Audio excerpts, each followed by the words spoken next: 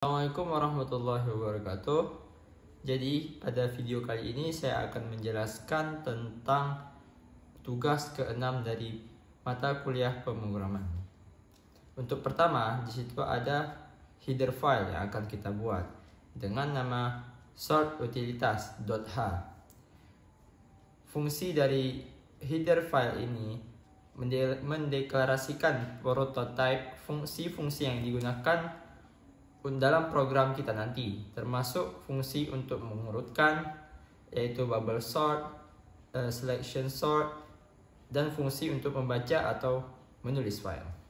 Kemudian, kedua, di sini kita ada juga membuat file pengurutannya, yaitu file bubble, selection, dan juga insertion.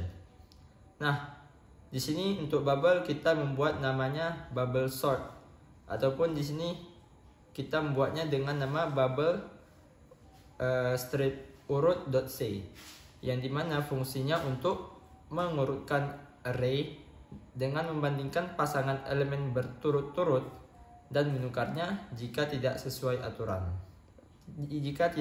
urutan.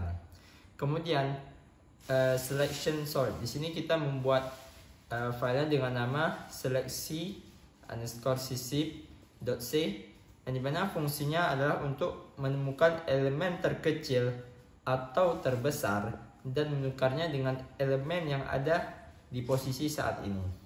Kemudian untuk yang ketiga itu ada insertion sort, yang dimana di sini kita membuat filenya dengan nama seleksi_sisip.c. Fungsi dari insertion sort ini adalah untuk mengurutkan dengan menyisipkan elemen ke dalam posisi yang benar pada array yang sudah diurutkan tadinya.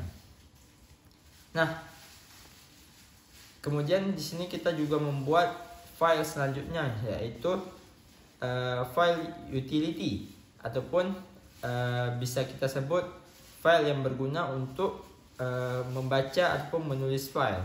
Nah, setelah kita membuat 3 file tadi, kita selanjutnya juga membuat satu file lagi, yaitu dengan nama main file, ataupun di sini kita membuat file dengan nama utama.c, yang dimana fungsi dari file utama.c ini membaca data dari file input txt ke array. Kemudian data yang telah diperoleh tadi diperiksa dengan menggunakan 3 metode tadi, yaitu bubble sort, selection sort, dan juga insertion sort.